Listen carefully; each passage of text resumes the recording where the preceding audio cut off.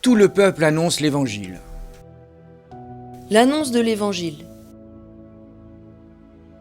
Il ne peut y avoir de véritable évangélisation sans annonce explicite que Jésus est le Seigneur, et sans qu'il n'existe un primat de l'annonce de Jésus-Christ dans toute activité d'évangélisation. Tout le peuple de Dieu annonce l'Évangile. La nouvelle évangélisation appelle chacun. Les chrétiens ont le devoir d'annoncer l'Évangile sans exclure personne, non pas comme quelqu'un qui impose un nouveau devoir, mais bien comme quelqu'un qui partage une joie.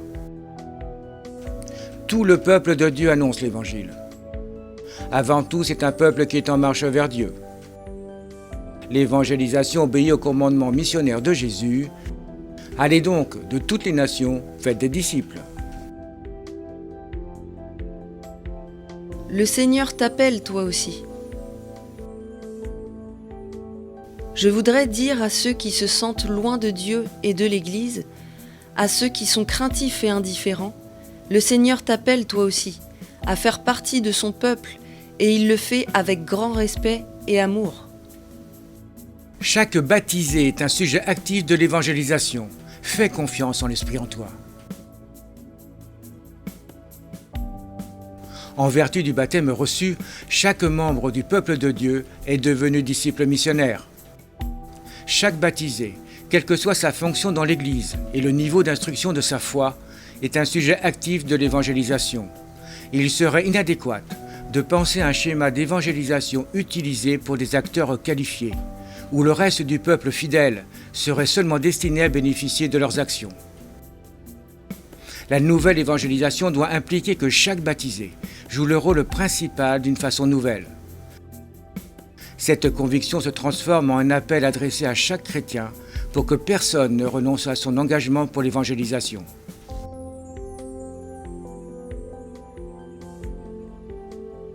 Pas besoin de beaucoup de temps de préparation.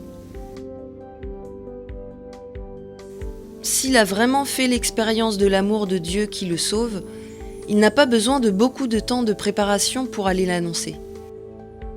Il ne peut pas attendre d'avoir reçu beaucoup de leçons ou de longues instructions. Tout chrétien est missionnaire dans la mesure où il a rencontré l'amour de Dieu en Jésus-Christ. L'Esprit guide le chrétien dans la vérité et le conduit au salut. Comme faisant partie de son mystère d'amour pour l'humanité, Dieu dote la totalité des fidèles d'un instinct de la foi, le sensus fidei, qui les aide à discerner ce qui vient réellement de Dieu.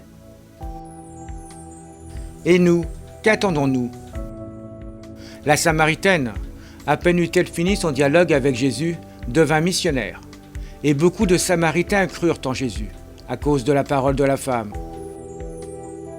Et nous, qu'attendons-nous? Ce que tu as découvert, c'est cela que tu dois communiquer aux autres. Dans tous les cas, nous sommes tous appelés à offrir aux autres le témoignage explicite de l'amour du Seigneur qui, bien au-delà de nos imperfections, nous donne sa proximité, sa parole, sa force et donne sens à notre vie. Ton cœur sait que la vie n'est pas la même sans lui. Alors, ce que tu as découvert, ce qui t'aide à vivre et te donne une espérance, c'est cela que tu dois communiquer aux autres. Notre imperfection ne doit pas être une excuse. Au contraire, la mission est un stimulant constant pour ne pas s'installer dans la médiocrité et pour continuer à grandir.